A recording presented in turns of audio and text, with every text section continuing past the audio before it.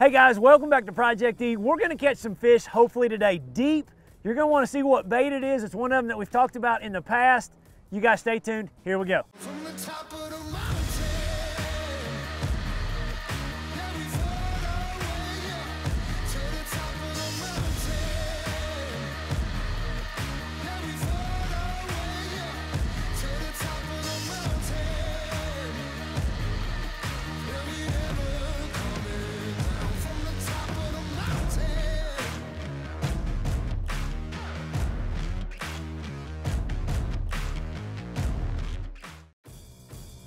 Hey, the bait that we're going to talk about today is just an underspin or an upside down spinner bait. It's a bait that really shines on post front conditions, bright bluebird skies, cold water.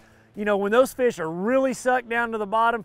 You know, it works also when fish are suspended, but for me today in the state that I'm at, these fish I believe are going to be on the bottom for the warmth. They get as tight to the bottom as they can get, and it's a bait that I crawl down along the bottom, and hopefully we'll get a few bites on it. Right there, the underspin.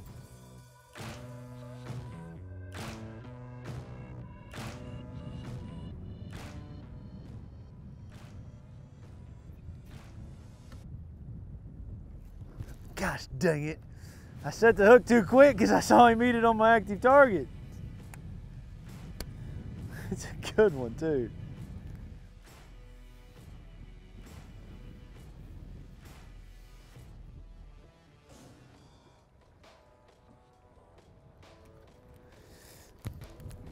Golly, I saw him on my active target and I let it drop right to him, and I think it's a big one.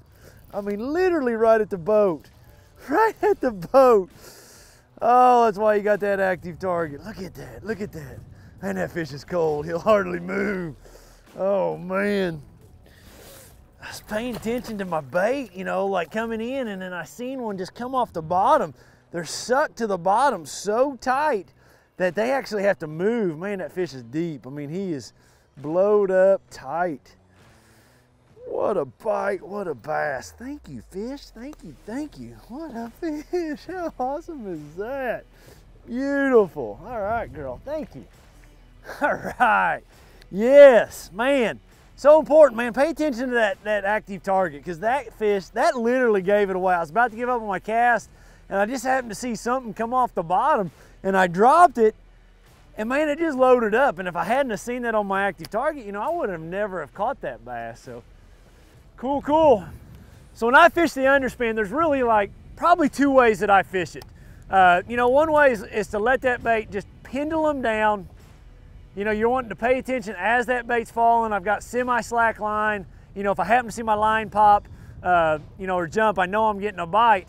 But then the two ways, one of them being when I let that go to the bottom, you know, I may just lift that bait up like I would a worm or a jig, and then let it fall again on slack line.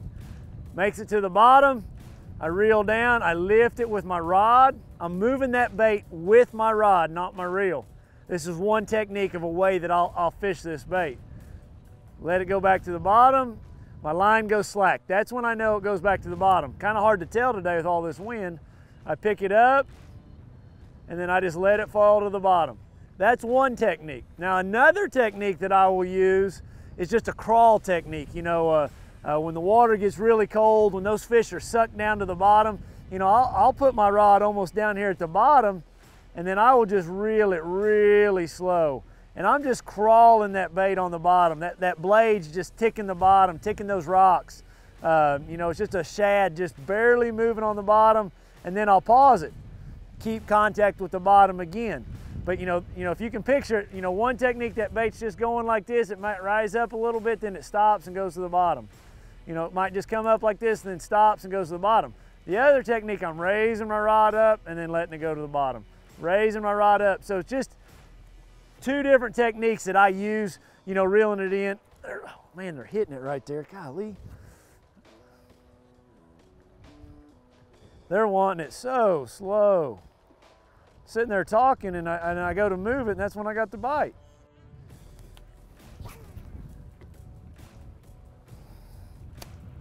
I like to make really long casts with this because, you know, it's a bait that you can't fish very fast. So the longer the cast I can make, the more effective I am You know, and you think about it, you know, we've got 35 feet of water here.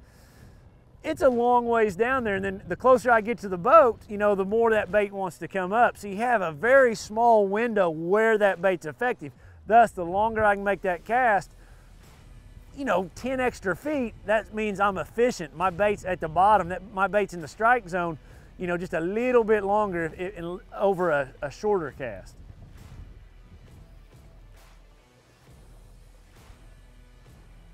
All right, I gotta hold my rod this way just so I can feel it a little bit better.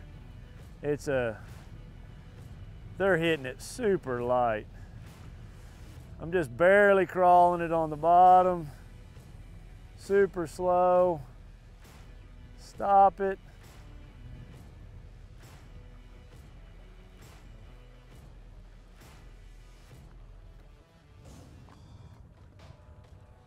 There we go.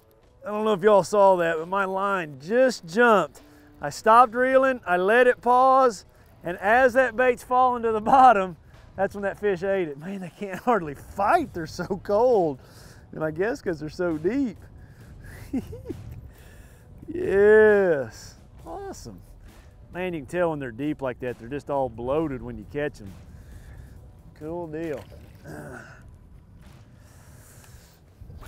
This is a technique that you're gonna wanna find the shad on your locator. You know, find balls of shad. You can see right there, I got a big old ball of shad.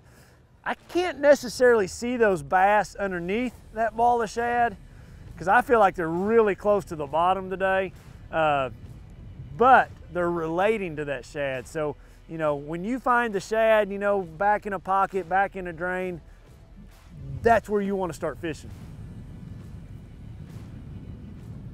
If there was one mistake I think a new angler would make with this technique is they're not keeping it on the bottom. You know, they're not taking the time. You know, let's say they move the bait a little bit. You know, we've got a lot of wind today. It takes a little while for that bait to get back to the bottom.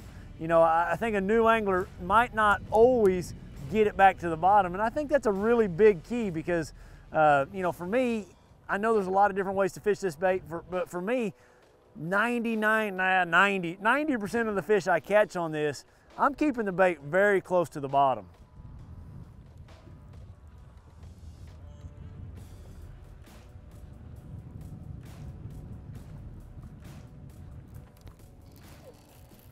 Oh, such a light bite. Man, that's a light bite. Oh, that might be a decent fish. And I'd never thought it was going to be a good one until I get it up here. Oh yeah, look at that one, look at that one, look at that one. Come here, buddy, come here, buddy. Oh, he threw my bait off, dadgummit. All right. Man, that's a light bite, guys. I think it's really important to really have a good rod and reel. It's really a sensitive, light bite. And you notice I didn't set the hook big time there. I just started leaning into it and started reeling. Thanks, buddy. All right, let's get back in there. Get back in there and go to the bottom. Sweet. I gotta get another bait out. Hey, while I'm getting another bait out, let's talk about baits. You know, this is a very cold water technique for me. You know, I'm not saying it's the only time of the year that it works, but you know, for me, I use it in colder water and probably a little cleaner water. The baits that I like, you know, when that water's, let's say, around that 50 range, I use like a little power swimmer right here. I was using a white one. I had two colors I got out. I'm gonna see if this one will work. It's a little pearl minnow looking deal. And then when that water gets colder, the other bait that I would use, something that didn't have as much action, would be just like a split tail minnow. Something like that doesn't have a lot of action. It doesn't have the tail on the end of it like this power swimmer. So this is going to give you a little bit more action, something that you would have when the water's a little warmer. When the water's cold, like below that 45-degree mark, that's when I'd go with something without a tail like that twitch tail minnow.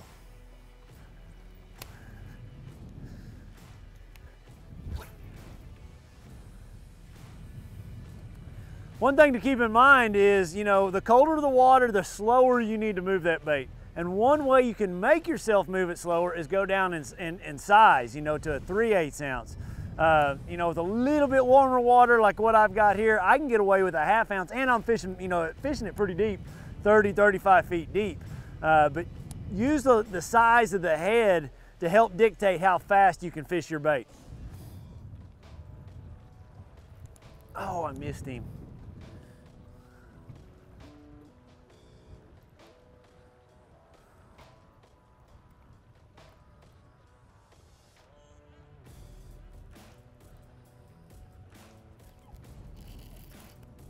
Oh, man, I made him react. I saw him on that active target, and I gave it like 2 real quick little reels, and then I just killed it, and that's when he ate it. There's a bunch of them there. Man, those fish can't hardly fight. They're so cold. Golly.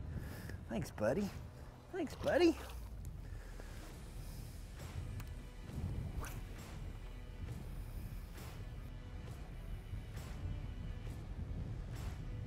When I throw it out there, I try to hold my rod up 90-degree angle to my line. I have the most amount of sensitivity right there, so if something happens to get that on the fall, I'm gonna be able to feel it, you know, with my rod like this. Then once it goes down, that's when I lower my rod and I start my crawl back.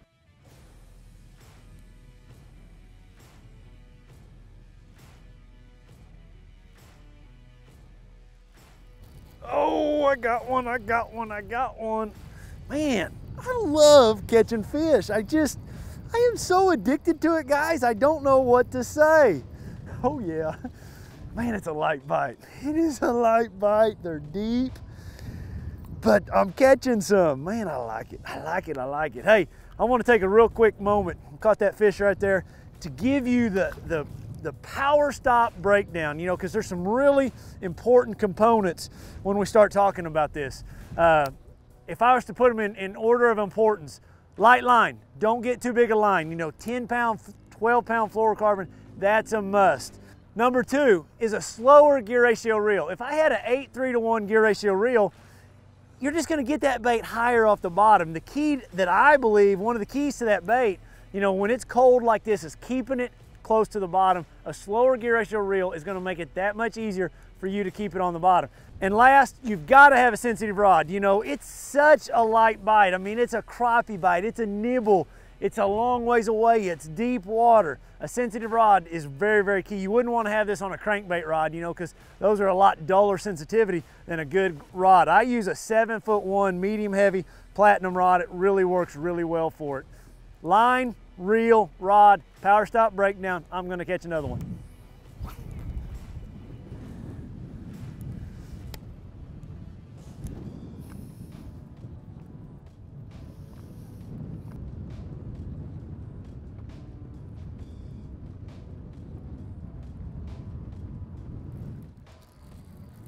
Oh, what do I got? What do I have? What do I have? I don't know. I got a bass. I got a bass. I like catching them, guys. I don't care if they're little, big, or everything in between. I'm addicted to catching fish. One of those things I like. Oh, gosh dang it. I'd say one of the biggest mistakes that I make, and I've made it a dozen times today, is I try to set the hook.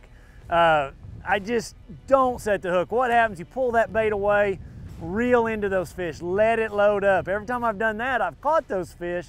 When I set the hook, I'm not catching them.